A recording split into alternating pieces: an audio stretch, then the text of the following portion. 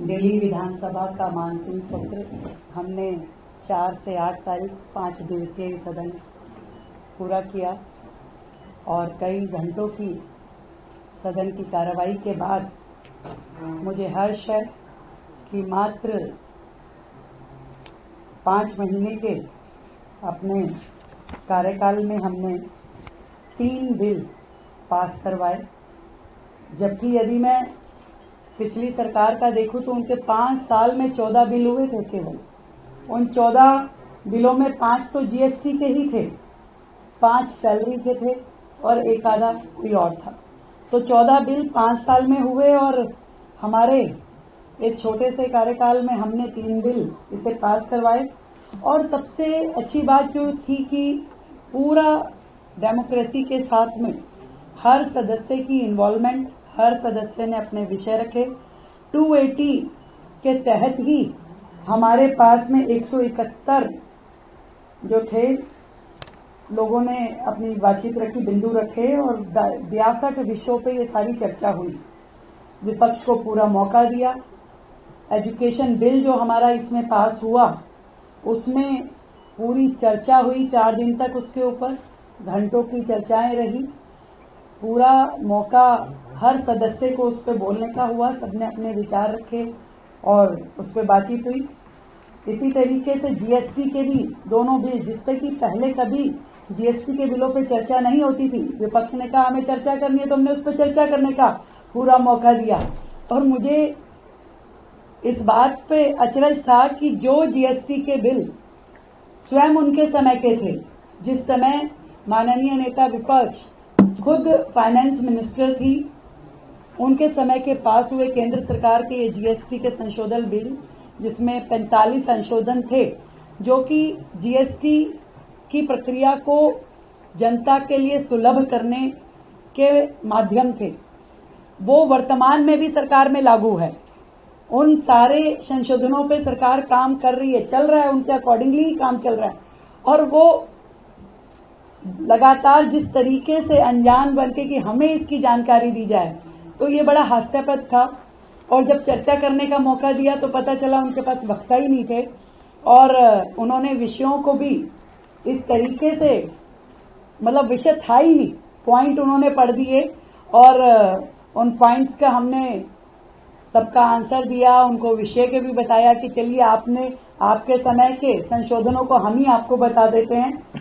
और जो भी पूरा बिजनेस इस विधानसभा सत्र के दौरान हुआ, जिसका एक विषय था वो जो विधानसभा में फांसी घर, जो झूठ और प्रपंच पिछली सरकारों ने रचा, तो उसका किला भी इस सत्र के दौरान ढाया गया।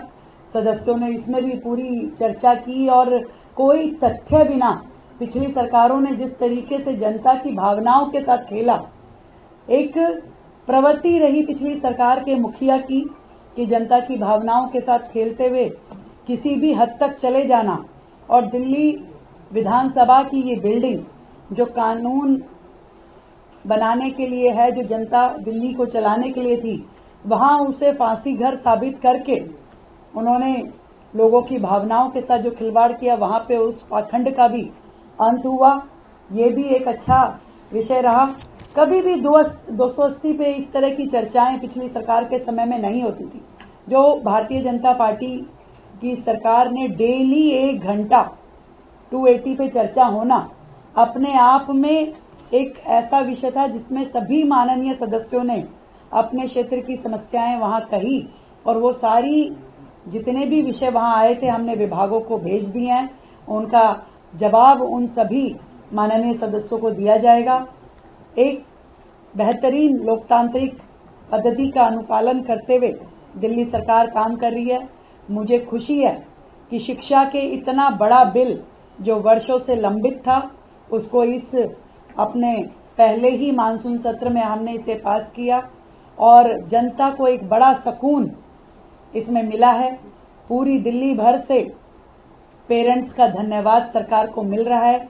लगातार जनहित में अनेकों पॉलिसी रिफॉर्म सरकार कर रही है और इसी प्रकार आगे भी करती रहेगी। हमने कोशिश की कि हमारे ये जो सत्र हैं ये सिंबॉलिक ना रह करके इनको सार्थक बनाया जाए, सदस्यों की सहभागिता हो, पूरी उपस्थिति हो और हर व्यक्ति इस विधानसभा के माध्यम से अपना कर्तव्य पूरा करे जो जनता के प्रति उसका है। तो मैं आप सबके माध्यम से यही कहना चाहती हूं कि ऑपरेशन सिंदूर से शुरू हुआ ये सेशन और सीएजी रिपोर्ट तक चला। 2 सीएजी रिपोर्ट जिस तरीके से पिछली सरकार की कारगुजारियां उसमें एक्सपोज हुई, किस तरीके से मिसयूज ऑफ फंड या फंड को जनता के हित में ना उपयोग करके उन्होंने गलत तरीके से जनता के बीच में जो प्रेजेंटेशन की कि हमें केंद्र सरकार से अनुदान की कमी रही, उन विषयों का भी हमने पूरा जनता के सामने और सदस्यों के सामने जवाब रखा। कब कब केंद्र सरकार ने कितनी कितनी फाइनेंशियल असिस्टेंस दी और दिल्ली सरकार ने उसका किस तरीके से दुरुपयोग किया। यमुना सफाई के नाम पे फंड मिला तो उसमें काम नहीं किया, अमृत योजना में फंड मिला तो उसमें कूड़े के पहाड़ इत्यादि का काम नहीं किया और हर जगह उन्होंने यहां तक कि 52,000 करोड़ रुपए जो जीएसटी सेस के माध्यम से दिल्ली सरकार को मिले उसका भी उपयोग का कोई यूटिलाइजेशन सर्टिफिकेट उन्होंने जमा नहीं कराया सरकार ने। इससे ये साफ पता चलता है कि पिछली सरकारें किस तरीके से जनता के पैसे का दुरुपयोग करती थी और आज जब एक एक रुपए का उपयोग जनता के लिए हित के लिए किया जा रहा है, योजनाओं के ऊपर पूरी तरीके से अमल होना, क्रियान्वयन होना, ये सब आज की सरकार कर रही है। मैं ये समझती हूँ कि इसी तरीके से सरकार एक एक कदम आगे बढ़ाएगी और जनता के हित में निर्णय लेगी। धन्यवाद। सत्र के दौरान भी स्प्रे एनिमल्स के ऊपर चर्चा हुई, आज सुप्रीम कोर्ट का एक ऑर्डर भी आया है, सरकार उसको किस तरह से मैनेज करेगी? देखिए, ये बात सच है, दिल्ली की जनता वर्षों से इस विषय पे परेशान है और सरकार पिछली सरकारों ने जो किया और नगर निगम में जिस तरीके से काम चल रहा था, हम उन सब के ऊपर लगातार हमारी सरकार बनने के बाद से इन विषयों पे चर्चा करते हुए इसके समाधानों पे वर्कआउट कर ही रहे थे। इसमें माननीय कोर्ट ने जो आदेश दिया है वो भी हमारे लिए बहुत महत्वपूर्ण है। हमारा एक ही ध्येय है, दिल्ली की जनता को राहत देना। आज ये प्रॉब्लम जिस विकराल रूप धारण करके दिल्ली के सामने खड़ी है, इसमें सरकार की ईमानदारी के साथ में समाधान देना ये बहुत महत्वपूर्ण है, जिसकी हमने पूरी योजना बनाते हुए इस समस्या पे काम हम करेंगे और दिल्ली की जनता को बड़ा लाभ हम लगातार देने वाले हैं।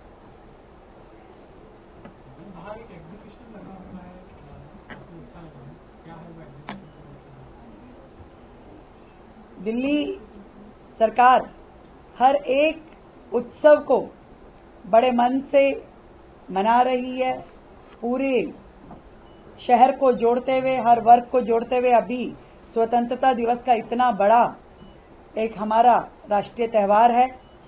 दिल्ली में वर्षों बाद भारतीय जनता पार्टी की सरकार है। हम चाहते हैं कि ये धूमधाम से राष्ट्रीय पर्व पूरी दिल्ली में मनाया जाए। हर स्कूल, हर इंस्टीट्यूशन, हर व्यक्ति इससे जुड़े।